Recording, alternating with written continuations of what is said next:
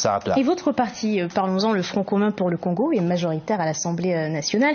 Est-ce que vous allez gouverner avec Félix Tshisekedi? Tout à fait, la Constitution permet deux options. C'est un peu comme la Constitution française. Il y a à la fois la coalition qui est possible et puis il y a la cohabitation.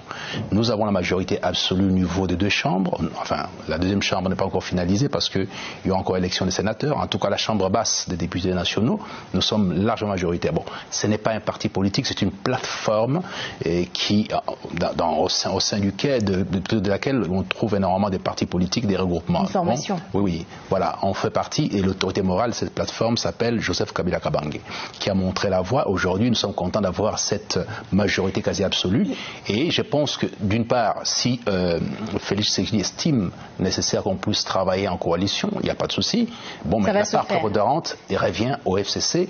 S'il veut la cohabitation, ben, écoutez, nous sommes largement... Vous êtes ouverts?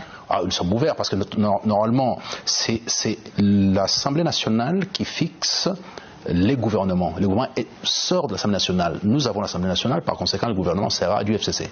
Et par rapport à la présidence, justement, à quel défi le nouveau chef d'État va faire face? Quels défis vont se présenter à lui? Bon, il doit maintenir d'abord l'unité du pays, continuer à la maintenir comme Kabila a pu le faire. Il doit ici aussi s'assurer sur la dignité, la souveraineté, ne pas céder sur ces fronts-là et jamais céder parce que nous sommes le centre du monde aujourd'hui avec notre cobalt qui va devoir gérer la transition énergétique et par conséquent, tous les yeux sont rivés sur la RDC, tout le monde nous regarde. Donc, Félix Antoine Tshilombo Tshisekedi, qui arrive maintenant, doit prendre en considération ces éléments-là.